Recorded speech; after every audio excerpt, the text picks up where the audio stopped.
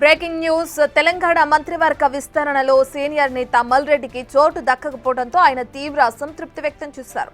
ఈ నేపథ్యంలో PCC chief Mahesh Kumar Goud రంగంలో దిగారు.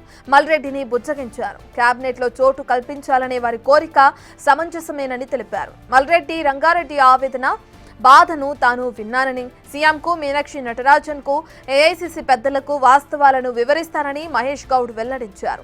రానున్న రోజుల్లో ఈ ప్రాంతానికి తగు న్యాయం చేస్తామని పీసీసీ చీఫ్ హామీ ఇచ్చారు.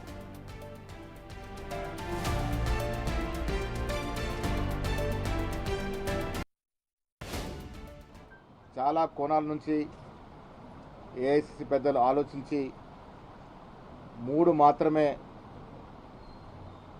క్యాబినెట్ మంత్రుల్ని ఇవాళ తీసుకోవడం జరిగింది.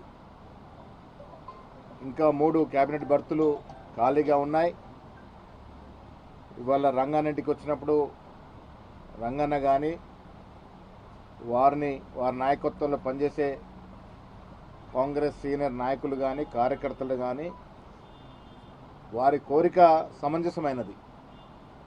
ఈ రాష్ట్రంలో హైదరాబాద్ రంగారెడ్డి ప్రాంతంలో దాదాపు 40% పైగా జనాభా, ఈ రాష్ట్ర జనాభాలో 40% జనాభా ఈ ప్రాంతంలో ఉంటారు.